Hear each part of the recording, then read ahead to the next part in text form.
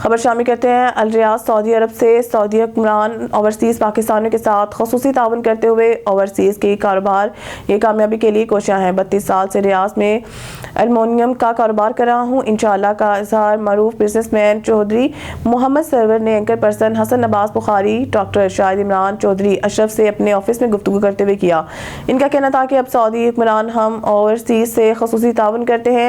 हमारे कारोबार की कामयाबी के लिए खसूसी ताउन करने के साथ साथ हमें तमाम तर फैसिलिटीज़ भी मुहैया कर रहे हैं, जिससे हमारे कारोबार को फ़रोग़ मिल रहा है और हम अपने बच्चों और अपनी फैमिलीज़ के लिए बाइज़्ज़त रोज़गार कमा रहे हैं। हम रियाद में कारोबार करके पाकिस्तान में अपना सरमाया भी इन्वेस्ट करते हैं। अगर हमारा मुल्क पाकिस्तान मजबूत होगा तो हम मजबूत होंगे। चौधरी मोहम्मद सरवर ने मजीद हसन बुखारी को इंटरव्यू देते हुए इस मौके पर चौधरी मोहम्मद सरवर के बेटे मोहम्मद अफान सरवर भी मौजूद थे। चौधरी मोहम्मद सरवर ने आखिर पर सीनियर सहाफ़ी हसन बुखारी, डॉक्टर इमरान शाहिद और चौधरी अशरफ को अपने एल्युमिनियम कारखाने का विजिट भी करवाया। मजीद देखते हैं सऊदी अरब में एंकर पर्सन हसन अब्बास बुखारी से चौधरी मोहम्मद सरवर की गुफ्तगू। इस वक्त मैं मौजूद हूँ अल रियाज में। मेरे साथ अल रियाज के मारूफ बिजनेसमैन चौधरी सरवर साहब मौजूद हैं। इनसे गुफ्तगू करते हैं कि कुछ हमें सऊदी अरब में बिजनेस के हवाला से बताएं।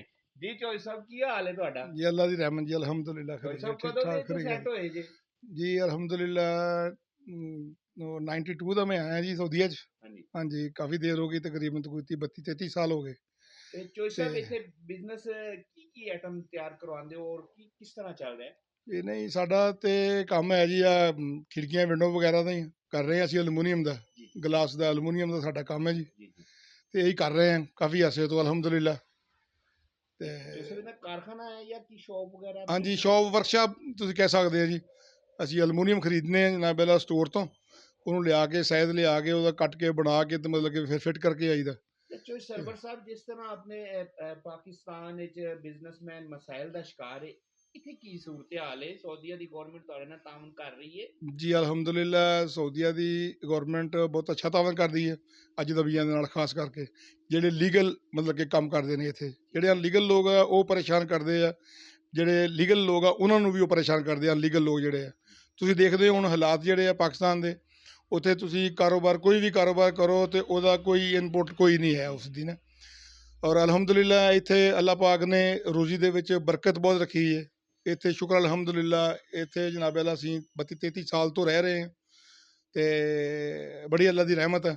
ਔਰ ਹਕੂਮਤ ਜਿਹੜੀ ਹੈ ਸਊਦੀਆ ਦੀ ਉਹਦੇ ਨਾਲ ਚੱਲ ਰਹੇ ਹਾਂ, ਜਿਸ ਤਰ੍ਹਾਂ ਮਤਲਬ ਕਿ ਵੀ ਉਹਨਾਂ ਦੀ ਕਾਨੂੰਨ ਕਾਇਦੇ ਆ ਉਹਨਾਂ ਨੂੰ ਪੂਰੇ ਕਰੀਦਾ। ਹਰ ਚੀਜ਼ ਅਲਹਮਦੁਲਿल्लाह ਠੀਕ ਹੈ। ਸਰਵਰ ਸਾਹਿਬ ਤੁਸੀਂ ਪਾਕਿਸਤਾਨ ਦੇ ਬਿਜ਼ਨਸਮੈਨ ਨੂੰ ਕੀ ਆਪਣੇ ਮੈਸੇਜ ਦੇਣਾ ਚਾਹੁੰਦੇ ਹੋ ਕਿ ਉਹ ਪਾਕਿਸਤਾਨ ਤੋਂ ਸਊਦੀਆਂ ਆ ਕੇ ਬਿਜ਼ਨਸ ਕਰਨ, ਉਹਨਾਂ ਨੂੰ ਅੱਛਾ ਰਿਸਪੌਂਸ ਮਿਲੇਗਾ? ਨਹੀਂ ਜੀ ਅਸਲ 'ਚ ਅਸੀਂ ਤਾਂ ਇਹ ਕਹਾਂਗੇ ਕਿ ਆਪਣੇ ਮੁਲਕ ਦੇ ਵਿੱਚ ਜਿਹੜਾ ਬੰਦਾ ਕਾਰੋਬਾਰ ਕਰੇ ਉਸ ਤੋਂ ਅੱਛੀ ਤਾਂ ਕੋਈ ਗੱਲ ਨਹੀਂ ਨਾ, ਕਿ ਜਿਹੜਾ ਆਪਣਾ ਮੁਲਕ ਹੈ ਉਹ ਆਪਣਾ ਮੁਲਕ ਹੀ ਹੈ।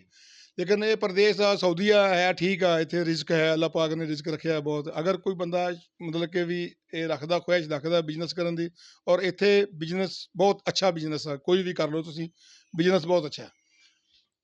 जी नाज़रीन, चौधरी सरवर साहब ने पंजाबी की याद ताज़ा कर दी है आज और मुझे बहुत ही अच्छा लगा। चौधरी साहब ने कहा कि अपने मुल्क में अपने बिजनेसमैनों को काम करना चाहिए और अगर वो सऊदी अरब आना चाहते हैं तो यहाँ पे बहुत अच्छा प्लेटफार्म है और सऊदीया के हुक्मरान बहुत कोऑपरेट करते हैं बिजनेसमैन से।